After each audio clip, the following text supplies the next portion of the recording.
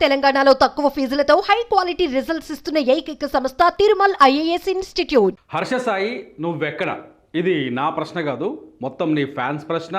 ఎవరైతే ఈ కేసును ఫాలో అప్ చేస్తున్నారో, హైదరాబాద్ నార్సింగ్ పోలీస్ స్టేషన్లో ఉన్న కేసుని, ఆ కేసును ఫాలో చేస్తున్న వాళ్ళ ప్రశ్న, ఆఖరికి నార్సింగ్ పోలీసుల ప్రశ్న కూడా ఇది. హర్ష సాయి సాధారణంగా ఎవరికి కనపడడు. పెద్ద పెద్ద స్టార్ హోటల్లో ఉంటాడు, లేకపోతే వైజాగ్లో ఉంటాడు, ముంబైలో ఉంటాడు, కలకత్తాలో ఉంటాడు, తలుచుకుంటే చెన్నైకి వెళ్ళిపోతాడు, ఎక్కడికైనా వెళ్ళిపోతాడు. అంత స్ట్రాంగ్ యూట్యూబర్, అంత పైసలు వస్తున్నాయి ఆయనకు. పైసలు ఇట్లా చిత్తుకాయితే లెక్క వంచే హర్ష సాయి ఇప్పుడు దాచుకున్నాడా, లేకపోతే రావద్దు, లేకపోతే టైం చూసి ప్రజల ముందుకు రావాలనుకుంటున్నాడా? పోలీసులు మాత్రం, నార్సింగ్ పోలీసులు మాత్రం ఏం చెప్తున్నారంటే 4 టీములుగా ఏర్పడి హర్ష సాయి కోసం వెతుకుతున్నామని చెప్తున్నారు. ఎందుకంటే ఇతని పైన ఫిర్యాదు చేసిన ఆ యువతి తనకు మత్తుమంది ఇచ్చి అత్యంత దారుణంగా, పాశవికంగా అత్యాచారం చేశారని కంప్లైంట్ చేసింది.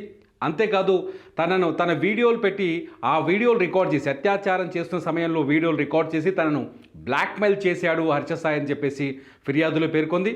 అంతేకాదు తన దగ్గర 2 కోట్ల రూపాయల డబ్బులు తీసుకున్నాడని చెప్పింది. తనను పెళ్లి చేసుకుంటారని మోసం చేశాడు హర్ష సాయి. అలా హర్ష సాయి ఫాదర్ కూడా, రామకృష్ణ ఎవరైతే ఆయన కూడా మోసం చేశారని చెప్పారు. మొత్తానికి ఆ యువతి తన లాయర్ ద్వారా మీడియాకి సమాచారం ఇస్తుంది. తాజాగా ఇంకొక కేసు కూడా నార్సింగ్ పోలీస్ స్టేషన్లో పెట్టినట్టు తెలుస్తుంది. ఈమెయిల్స్ ద్వారా హర్ష సాయి తనను బెదిరిస్తున్నాడని చెప్పేసి తాజాగా ఇంకోసారి కూడా నార్సింగ్ పోలీసులకు ఫిర్యాదు చేసినట్టుగా తెలుస్తుంది. మొత్తానికైతే నార్సింగ్ పోలీసులు హర్ష సాయి నువ్వెక్కడ అంటూ మొత్తానికి టీములుగా విడిపోయి వెతుకుతున్నారు. వైజాగ్లో వెతుకుతున్నారు, ముంబైలో ఉన్నాడని తాజాగా ఓ సమాచారం లీక్ అయితే ముంబైలో వెతుకుతున్నారు. హర్ష సాయి మాత్రం బయటకు రావట్లేదు. ఎందుకు హర్ష సాయి బయటకు రావట్లేదు? హర్ష సాయి లాయర్ విజయవాడ నుంచి మీడియాతో మాట్లాడారు. ఆ అమ్మాయి ఎవరైతే యువతి హర్ష సాయి మీద ఫిర్యాదు చేస్తుందో అవన్నీ అబద్ధాలని, కేవలం డబ్బుల కోసమే ఆ అమ్మాయి ఫిర్యాదు చేస్తుందని చెప్పేసి ఆయన లాయర్ చెప్పారు. ఆ మెగా ఏదైతే హర్ష సాయి హీరోగా ఓ సినిమా నిర్మించారు, ఆ సినిమా నిర్మించింది కూడా బాధితురాలే అని తెలుస్తుంది. ఆ మెగా సినిమా రైట్స్ కోసం హర్ష సాయి యువతిని బెదిరిస్తున్నారని చెప్పేసి ఆ బాధితురాలి తరఫు లాయర్ చెప్తే ఇదంతా అబద్ధం, మెగా సినిమా రైట్స్ అన్నీ హర్ష సాయికే ఉన్నాయని చెప్పేసి ఎవరైతే హర్ష సాయి తరఫున చిరంజీవులు అనే లాయర్ ఆయన విజయవాడ నుంచి మాట్లాడారు. మొత్తానికి ఇద్దరు, ఇటు బాధితురాలు మీడియా ముందుకు రాలేని పరిస్థితి కాబట్టి ఆమె లాయర్తో మాట్లాడిస్తుంది. ఇటు హర్ష సాయి మీడియా ముందుకు వచ్చే అవకాశం ఉన్నా కూడా బయటకు రాకుండా ఎస్కేప్లో ఉన్నాడు. ప్రస్తుతానికి చట్టం ప్రకారం చెప్పాలంటే తప్పించుకొని తిరుగుతున్నాడు హర్ష సాయి.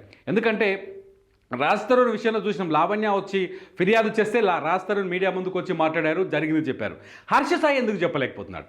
రాజ్ తరుణ్ మాదిరిగా హర్ష సాయి మీడియా ముందుకు వచ్చి నేనే తప్పు చేయలేదు, నేను ఒక నికార్స్ అయిన యూట్యూబర్ని, నేను నికార్స్గా ప్రజలకు సేవ చేస్తాను, నాకు కొన్ని లక్షల మంది, మిలియన్ల కొద్ది అభిమానులు ఉన్నారు, నా ఛానల్కి మిలియన్ల కొద్ది సబ్స్క్రైబర్స్ ఉన్నారు, నేనే తప్పు చేయలేదని కనీసం ఒక వీడియో కూడా ఎందుకు రిలీజ్ చేయట్లేదు హర్ష సాయి? హర్ష సాయి నిజంగానే ఆ యువతిని మోసం చేశారు. సాధారణంగా ఎవరైనా ఏం ఆలోచిస్తారంటే, ఏ అమ్మాయి కూడా తన శీలం గురించి తప్పుగా తనపైనే ఒక ఆరోపణ చేసుకునే ప్రయత్నం అయితే చేయదు. తను మోసపోయానని, ఈ స్థాయిలో నన్ను మోసం చేశారని తన క్యారెక్టర్ని పాడు చేసుకునే ప్రయత్నం అయితే చేయరు. ఆ యువతి పేరు ఇప్పటికీ చట్ట ప్రకారం చెప్పకూడదు, చెప్పం కూడా. కానీ హర్ష సాయి మీద అంత బలమైన ఆరోపణ చేసిన తర్వాత హర్ష సాయి సమాధానం చెప్పాల్సిన అవసరం అయితే ఉంది. ఇక్కడ తను తప్పు చేశాడా, ఒప్పు చేశాడని హర్ష సాయి కూటమి నుంచి కొన్ని ఆడియోలు బయటకు వచ్చాయి. ఆ ఆడియోలో అమ్మాయి మాట్లాడుతున్న ఆడియో మాత్రమే బయటకు వచ్చాయి. మధ్యలో హర్ష సాయి నవ్వుతూ ఉంటాడు, అంటూ నవ్వుతూ ఉంటాడు, కానీ ఆన్సర్ చెప్పడు. అటువంటి హర్ష సాయి ఎందుకు దాచుకుంటున్నాడు? ఇది కూడా ఫ్రీ పెట్రోల్ బంకులో ఫ్రీగా పెట్రోల్ పోసినట్టుగా ఒక వీడియో మేకింగ్ స్టైలా, లేకపోతే జనాన్ని, ప్రేక్షకుల్ని కన్ఫ్యూజ్ చేసే ప్రయత్నం చేస్తున్నాడా? లేకపోతే గతంలో ఇంటికి మాస్కులు వేసుకొని తన సైన్యాన్ని తీసుకెళ్ళి పేదలకు డబ్బులు ఇచ్చాడు, ఇవ్వలేదని కదా, అలా ఏమైనా జిమ్మిక్కులు చేస్తున్నాడా? హర్ష సాయి ఎందుకు బయటకు రావట్లేదు? దీని వెనకాల మిస్టరీ ఏమైనా ఉందా? హర్ష సాయికి తాజా పైన హర్ష సాయి తెర వెనుక ఉంటూ, కెమెరా వెనుక ఉంటూ, లేకపోతే ప్రజల ముందుకు రాకుండా, పోలీసులకు చిక్కకుండా తిరుగుతున్న ప్రతి క్షణం, నిమిషం అతని గురించి సెర్చింగ్ పెరుగుతోంది యూట్యూబ్లో, గూగుల్లో. అంతేకాదు అతనిపైన ఆరోపణలు చేస్తున్న వారి సంఖ్య కూడా పెరుగుతోంది. గతంలో యువ సామ్రాట్ అని ఒక వ్యక్తి ఆరోపణ చేశారు. నిన్న సుమన్ టీవీలో మా రోషన్ చేసిన ఇంటర్వ్యూలో కూడా ఆయన తిప్పి ఆరోపణలు మళ్ళీ చేశారు.